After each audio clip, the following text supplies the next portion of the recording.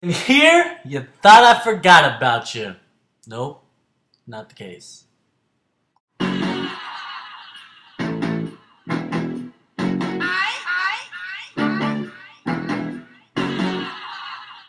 What up, all you fish tank ninjas? What we got right here is adventure time with Infamous Aquatics.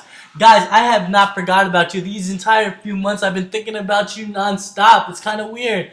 I don't know how I feel about it, but hey, it is what it is. So, while I was overseas, we did a lot of things. And the opportunity I got to do one that related to the channel, I recorded almost everything. So, I hope you guys enjoy. This is the day my brother, my cousin, and a few friends of mine went to Oslo, Cebu, in the Philippines, and went swimming. Well, you'll see what we went swimming with. Guys, if you do not know, now you're gonna find out that whenever you go swimming or do something ridiculous with wild animals, there's safety precautions. So they tend to have a safety briefing / rules and regulations and tell you all the laws regarding these animals and what you're about to do. So we had to wash up. That was the first. There's no sunscreen allowed. You had to wash up. You had to wear a life vest. And can't touch the animals. Alright, you cannot touch the animals. So that's what we did. We washed up. We got ready. We got all our gear on. Some reason I ended up with a jacket that was just entirely too small. But it was okay because I know how to swim anyways. And I did not feel like getting another jacket. Now let's go through this checklist. Life vest, check. Goggles, check. Snorkel equipment, check. Sunscreen not on, check. Shower, check. Now walk into the boat, guys. It's time to get this adventure started. And this is already starting off pretty sketch. How do I feel about jumping into a little wooden boat in the middle of the ocean? Not very good. But hey, we're gonna do it anyway. If you do not sign a death waiver on a vacation, it's not a good vacation. That's just my personal opinion, guys. So you can just take it as you will, but look at this. We got 6 people on this makeshift bamboo, unsafe looking makeshift boat. And there's like monsters in this water. I know you see that big old shadow right there. That's my brother jumping in. I'm just like, ooh, these guys are big and I'm hesitating. I'm not gonna lie to y'all. These bad boys are massive, and anyone in their right mind would think twice about jumping into the water with a bunch of whale sharks, even though they're friendly, man. They're massive. Their mouths look like they can swallow you whole. At least that's what it feels like when you're there. To this day, I still feel like this one just tried to eat me, man. He ain't get me though. I'm too fast. I'm like the Flash. Alright, now allow me to get this one point out of the way, get it done and get it over with. Now there's going to be a lot of people pro and a lot of people against activities like this, where you're able to interact with animals or more endangered or on the rare side of life kind of a thing. And obviously, my opinion is I'm not really against. I mean, I believe there's a case cut by case, but something like this where the animal isn't going to harm the people, generally speaking, and the people are given rules and guidelines and are monitored, I think it's okay. I think that having activities like this do several things. First off, it brings awareness to a species that may not get as much publicity or exposure as it would without this. For instance, we're doing this, I'm making a video. On top of that, all my friends are taking snapshots from this video and posting photos all over the internet. People all around the world are seeing this. And in turn, the individuals that see these videos are actually more likely to look these animals up. Look up how big they get, where are they from, how rare are they, so on and so forth. On top of that, they're also looking up how they can participate in an activity like this themselves. So this brings me to my second point. Things like this help the local economy. Alright, places like Oslo, Cebu aren't exactly the most wealthy areas in the world. So they do rely quite a bit on swimming with the whale sharks to help feed them. Alright, and that also brings me to my third point. The fact that they're relying on these guys for their local economy pretty much guarantees that they're going to take better care of these animals. That's just the truth.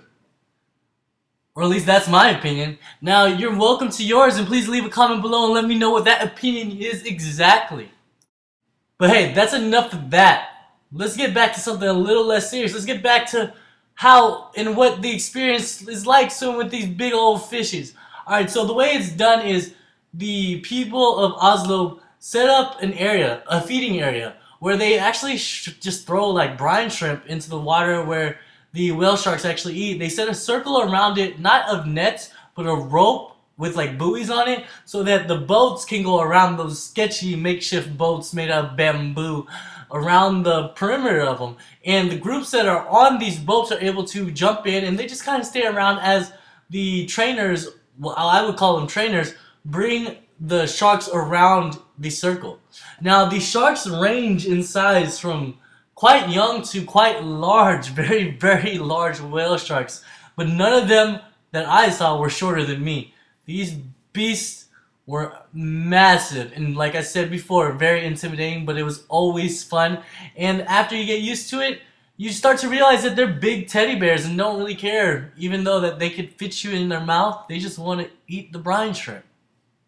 So after about 30 minutes with these beautiful creatures, it was time to get back into these sketchy boats and head back to the shore, where we took everything off, hopped in the shower, and got ready for our next adventure in Cebu. And you know what that is? The Tamulog Falls. Now, to get here is not very easy. It's not very hard, but it's not very easy. Now, it's a bit of a trek, and we opted out to hop on the back of some motorcycles and go through the woods and stuff to go see these falls.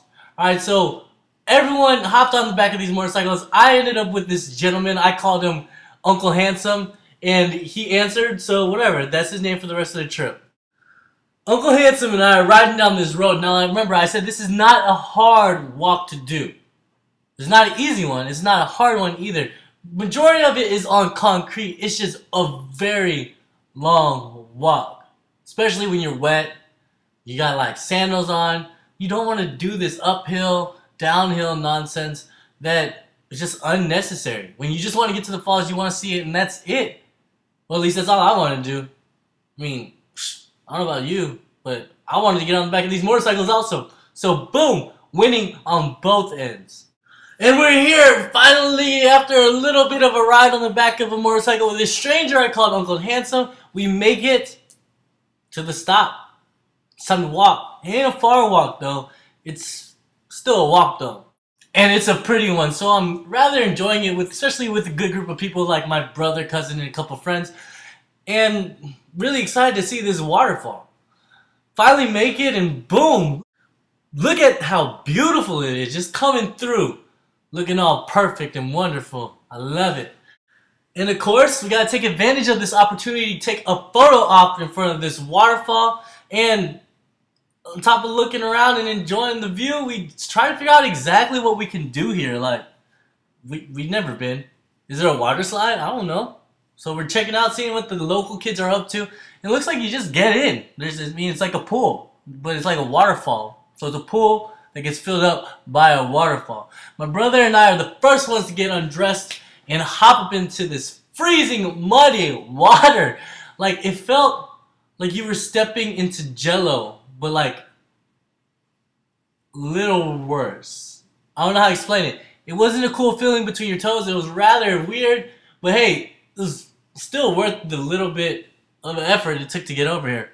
Water is freezing though. That's why we're taking our sweet time to get in. And everyone thinks it's all funny to start splashing your boy Infamous Aquatics all over the place in this freezing water. I'm running and it's nasty because there's snakes and stuff in this water. I heard. That's what the people told me. There's snakes. I don't want to be running around getting splashed with the freezing cold water. I'm not even ready for it. Alright, but we have a little junior high school splash party, and from there things just get a little bit weirder, a little bit sexier. So, yeah, rawr. After a little bit more sexy dancing, goofing off, and chilling in the nice cold water, it's time to head out. Guys, it's the end of the video. Hit that like button if you like this whole little adventure thing we went on. Leave a comment below. Let me know exactly what your favorite part of the video was. Was it the girls? Was it me? Was it the whale sharks? Let me know. Make sure to subscribe. I got videos coming at you every Wednesday at least. Make sure to check out my fish tank hooligans talking about Danny, Alano, and FishyDrizzy. And don't forget to do amazing things like train a whale shark to follow you everywhere and even fold your laundry. Till next time, guys, tank like a boss, because you're a boss, and that's how bosses tank.